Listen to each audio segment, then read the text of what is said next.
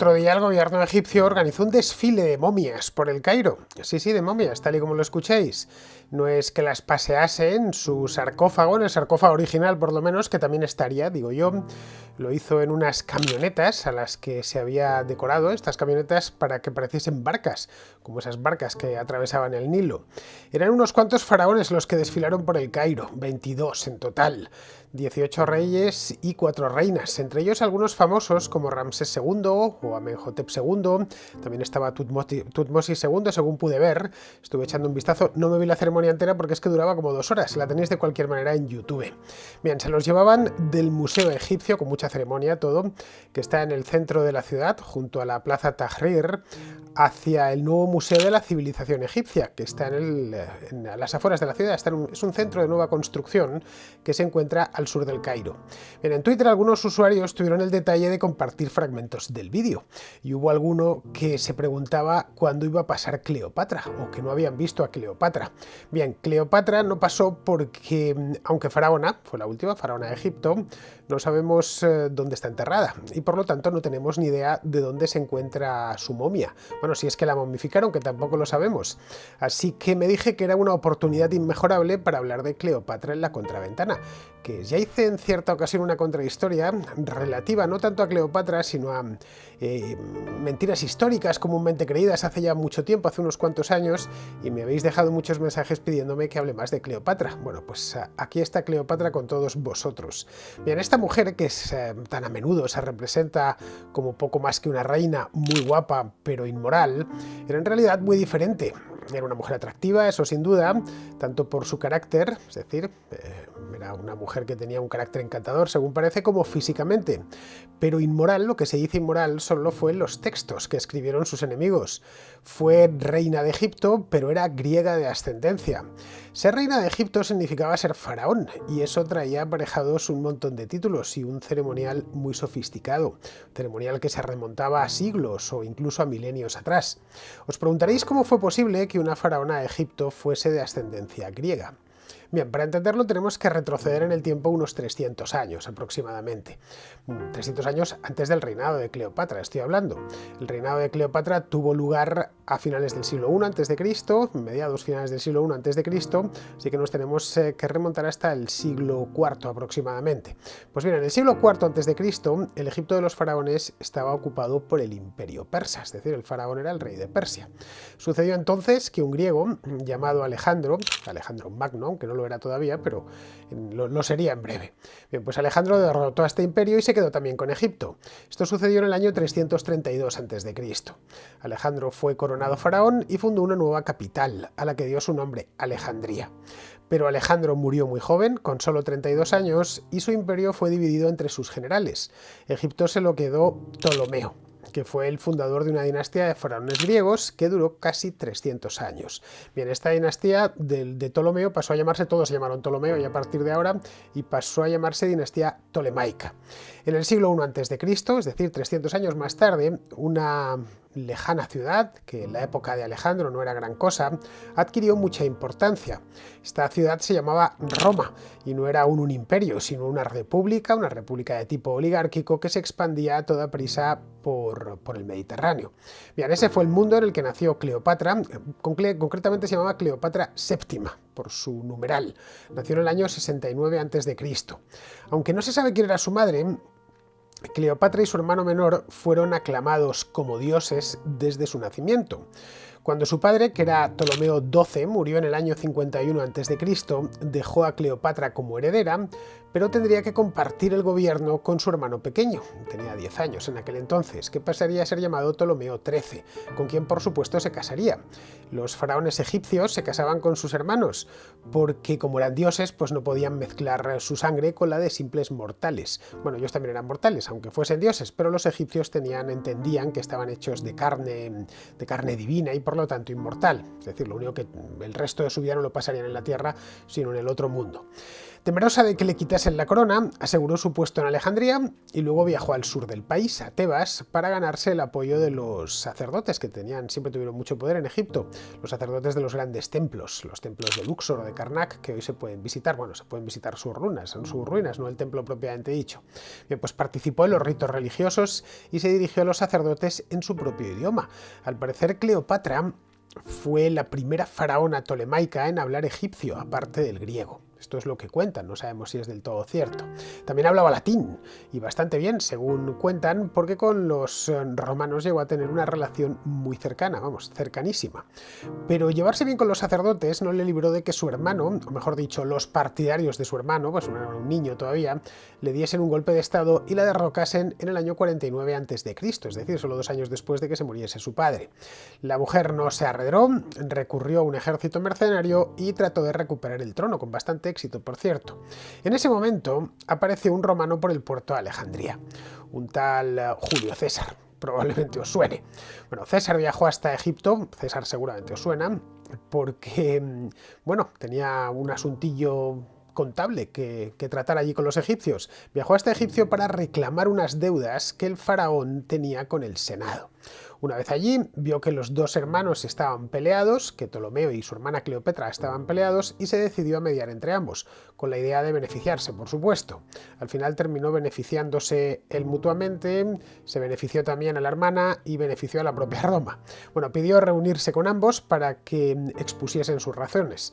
Vio primero a Ptolomeo XIII, pues bueno, casi mejor a sus consejeros, porque el faraón seguía siendo un niño, y luego se entrevistó con Cleopatra y quedó prendado de ella. Bien, aquí la pregunta es la siguiente: ¿atrajo a Julio César la arrebatadora belleza de Cleopatra o su inteligencia? Pues la verdad es que no lo sabemos, porque no nos lo dejó por escrito. Y ojo que Julio César nos dejó un montón de cosas por escrito. Ojalá todos los grandes hombres de la antigüedad hubieran sido tan prolijos con la pluma como lo fue Julio César, pero esto no nos lo dejó por escrito. Pero vamos, guapa, lo que se dice guapa, pues no era mucho a la vista de alguna escultura que nos ha llegado hasta nuestra época, que ha llegado hasta nosotros. Tampoco era fea, a ver si me entendéis, pero vamos, no se corresponde con las fuentes, que aseguran que era la mujer más bella del mundo. Así que si algo enganchó a César fue su inteligencia, que en el caso de Cleopatra debió ser mucha, porque se metió al romano en el bolsillo. César falló, por supuesto, a favor de Cleopatra, ocasionando que Ptolomeo XIII le declarase la guerra. Bueno, los partidarios de Ptolomeo XIII. Fue una guerra que duró muy poco y salió fatal para el jovencísimo Ptolomeo, que se ahogó durante el ataque. El resultado fue que Cleopatra recuperó completamente el trono junto a su otro hermano, había más, que pasó a reinar como Ptolomeo XIV. Era también un niño, tenía entonces solo 12 años. Se ve que la Cleopatra era la hermana mayor. Bien, en este punto algunos aseguran que Cleopatra se casó con César, que se quedó embarazada y que dio a luz a un hijo en junio del año 47. Eso es cierto, lo del niño. Un niño al que se llamó Ptolomeo, aunque bueno, pasó con el tiempo a ser conocido como Cesarión. Bien, ese matrimonio, que es una de las incógnitas, de haber existido, que no lo sabemos, insisto, violaba las leyes egipcias que impedían que el faraón se casase con gente del común, y menos aún con gente del común extranjera, como era el caso de Julio César, y también violaba las leyes de Roma, en las que en estas leyes estaba terminantemente prohibida la poligamia. Los romanos se podían divorciar, cosa que César, por ejemplo, hizo 3 veces en su vida, pero no simultanear 2 esposas. No, César no se divorció 3 veces, la primera se le murió. Bien, pero se acababa de divorciar hacía poco tiempo. Bien, en ese momento Julio César estaba casado con Calpurnia. Calpurnia era una dama patricia, hija de un cónsul, es decir, una familia importante en Roma. Eso sí, César siempre tuvo infinidad de amantes, entre otras cosas porque andaba siempre por ahí de campaña y no tenía mucho tiempo de estar con su mujer en Roma. El hecho es que lo más probable es que Cleopatra fuese una más de las muchas amantes que tuvo César en vida. Pero César no era egipcio, sino romano, así que se llevó a Cleopatra a Roma y la instaló en una villa, lo que indignó a los rivales de César. Comenzaron a circular rumores por Roma de que César quería llevarse el gobierno de la República a Alejandría, que era una ciudad muy importante, y además tenía algo que no tenía en Roma, que era Egipto detrás y un puerto muy importante, el puerto de Roma, que no estaba en la ciudad de Roma, sino en Ostia, estaba algo más lejano. Y además le decían que se quería proclamar rey, y que por eso se andaba con una reina. Bien, cuando el Senado le nombró dictador vitalicio, antes había sido temporal, que el de dictador pues era un cargo así asimilable al de un monarca, pues en todo menos en el nombre.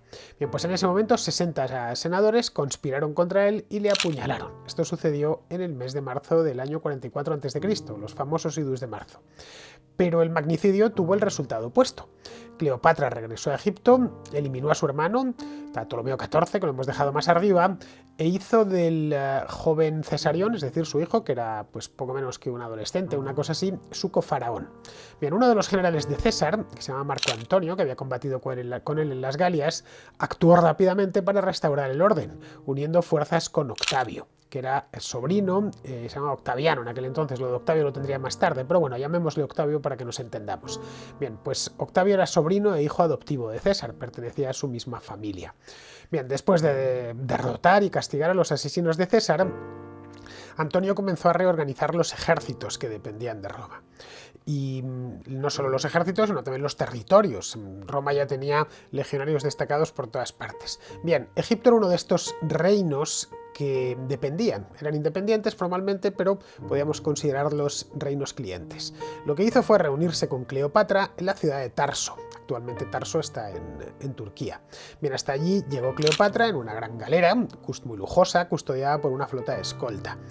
Cleopatra, que fue siempre una mujer muy astuta, quería mostrar a Marco Antonio que ella tenía recursos de sobra para que él se convirtiese en el nuevo Julio César. En Tarso le invitó a pasar el invierno en Egipto junto a ella. Durante meses estuvo a cuerpo de rey recorriendo el Nilo de arriba abajo, cazando, celebrando grandes banquetes. Los faraones de Egipto vivían muy bien porque Egipto era un reino francamente rico, por no hablar de quizá el más rico de toda la costa mediterránea. Bien, pasó entonces lo que tenía que pasar. En febrero del año 40, siempre antes de Cristo, no lo olvidéis, Cleopatra se quedó embarazada de Marco Antonio y dio a luz a mellizos, a quienes llamó Alejandro y Cleopatra. Aquello era un problema, claro, porque Marco Antonio estaba casado con la hermana de Octavio, con quien tenía una hija. Los romanos no podían tener dos mujeres a la vez, como ya os he dicho antes, y aunque sí se podían divorciar, Octavio no hubiese recibido bien que Marco Antonio repudiase a su propia hermana. En fin, era un problema básicamente político. Bien, esto precipitó los acontecimientos. Marco Antonio tenía que elegir: o regresaba a Roma con el rabo entre las piernas, o proponía matrimonio a Cleopatra, y entre ambos se hacían con Roma. Escogió lo segundo y para celebrarlo volvió a dejar embarazada a Cleopatra, que dio a luz a su cuarto hijo, a quien llamó Ptolomeo Filadelfo. Esto fue en septiembre del año 36. Entretanto, Marco Antonio marchó contra el Imperio Parto, imperio muy poderoso que estaba en lo que hoy es Oriente Medio. Marchó con un ejército formado por egipcios y por romanos, tenía sus propias legiones, y regresó a Alejandría con un gran botín de guerra.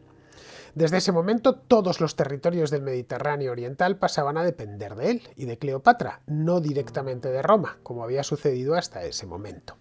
Bien, cuando las noticias llegaron hasta la ciudad eterna, hasta Roma, Octavio tachó a Marco Antonio de traidor por haber traicionado a la propia Roma, aunque no todos lo percibían igual, pero sobre todo de traidor por haber tomado a una esposa extranjera. Bueno, tened en cuenta que Octavio y Marco Antonio eran cuñados, es decir, había abandonado a una esposa romana que era su hermana para irse con una extranjera que era una reina, nada menos. Pero vamos, algo así como la mitad del Senado apoyó a Marco Antonio y abandonó Roma para unirse a él. Octavio en este punto tenía un dilema difícil de resolver, porque claro, Marco Antonio era un hombre muy popular, pero muchísimo, en Roma quiero decir, nada menos que un general de Julio César que acababa de vencer a los partos, tipo que tenía fortuna propia, tenía que pensar el modo de responder a esta ofensa sin insultar a Marco Antonio, que como digo era muy reputado en Roma. Así que persuadió a los senadores que quedaban de que Marco Antonio estaba bajo el influjo de Cleopatra, el malvado influjo de Cleopatra, que ambicionaba con convertirse en reina de Roma. Quería que la declarasen enemiga de la República y así poder declararle la guerra a ella y bueno, ya de paso quitarse de en medio a Marco Antonio. Bien, esto lo consiguió. El asunto no se despachó ni en Egipto ni en Roma, se despachó más o menos a mitad de camino en Grecia, en Accio, la costa del Mar Jónico. La batalla, que tuvo lugar en septiembre del año 31, se saldó con la victoria absoluta de Octavio. Marco Antonio y Cleopatra tuvieron que regresar precipitadamente a Egipto para ponerse a salvo.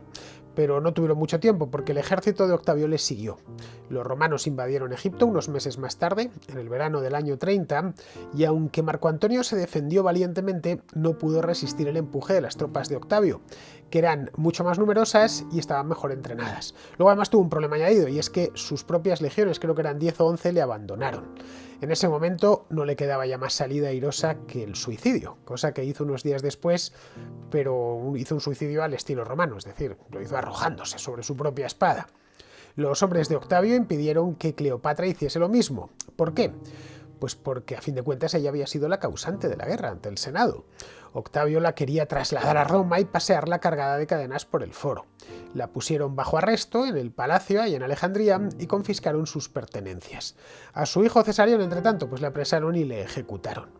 Sabiendo que iba a ser enviada de regreso a Roma como prisionera, es decir, que la iban a humillar, junto con su tesoro, que habían confiscado, como os he dicho, Cleopatra planeó su propio capítulo final. Escribió a Octavio solicitándole permiso para suicidarse, o quizá informándole de que se iba a suicidar, y quería también pedirle permiso para reposar en la misma tumba que Marco Antonio. Sabía perfectamente que le iban a decir que no, así que no esperó a la respuesta. Despidió a todo su personal, excepto a su peluquera y a una de sus damas de compañía, con quienes se retiró a sus habitaciones privadas. Bueno, era una reina, tampoco la tenían en una cárcel. Allí, como admiten las fuentes antiguas, nadie sabe lo que realmente sucedió. Desde entonces, el misterio de cómo se suicidó Cleopatra es pues una de las grandes incógnitas de la historia.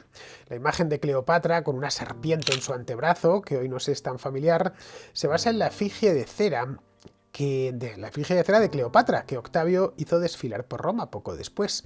Las serpientes alrededor de los antebrazos simbolizan a una criatura cualquiera asociada con la diosa Isis, que era el alter ego de la propia Cleopatra. Al interpretar esa efigie de manera literal, muchos autores sugirieron que fue una serpiente, una aspid concretamente, lo que Cleopatra empleó para acabar con su vida. Aunque también es posible que el veneno lo llevase escondido en su indumentaria, en unas horquillas, por ejemplo, es una de las hipótesis, unas horquillas que las reinas de la época llevaban en el pelo para recogérselo. Podríamos pensar que algo así no le hubiese pasado desapercibido a los guardias romanos, pero el cabello recogido de una mujer casada se consideraba intocable en la sociedad romana. Es decir, que los hombres que la custodiaban seguramente no le registraron en la cabeza. En resumen, que no sabemos cómo murió, pero sí que murió aquel día. Los romanos nada pudieron hacer y se cumplió su deseo de ser enterrada junto a Marco Antonio. Tampoco tuvo que desfilar encadenada por el foro romano. Su tesoro sí que viajó a Roma, ese sí, y permitió, entre otras cosas, que Octavio se convirtiese en el primer emperador de Roma unos años más tarde. Egipto, por lo demás, fue anexionado formalmente por Roma. Desconocemos la fecha exacta, el 31 de agosto del año 30. Fue ese día cuando terminó el Egipto faraónico, que había durado 3000 años. Se derribaron estatuas, se borraron imágenes y se destruyeron documentos. La historia, evidentemente, pues fue reescrita por el vencedor. Si por ejemplo vemos que Horacio, Virgilio o Propercio, los poetas favoritos de Octavio, presentaban a Cleopatra poco menos que como una prostituta, y en cambio a Octavio como el gran héroe que la había vencido, a la reina prostituta loca. También hablaban de ella como una adoradora de dioses monstruosos. Bien, esta evidentemente pues es la versión romana de los acontecimientos, que es la que nos ha llegado y la que ha inmortalizado la literatura, porque Roma venció y porque, bueno, nosotros somos hijos de Roma. Pero la verdadera Cleopatra no era una decadente reina oriental entregada a la sensualidad, ni mucho menos, sino por lo que sabemos o por lo que hemos llegado a saber de ella, parece que fue una política consumada, una mujer con gran talento político que llegó a tener a la todopoderosa Roma a sus pies.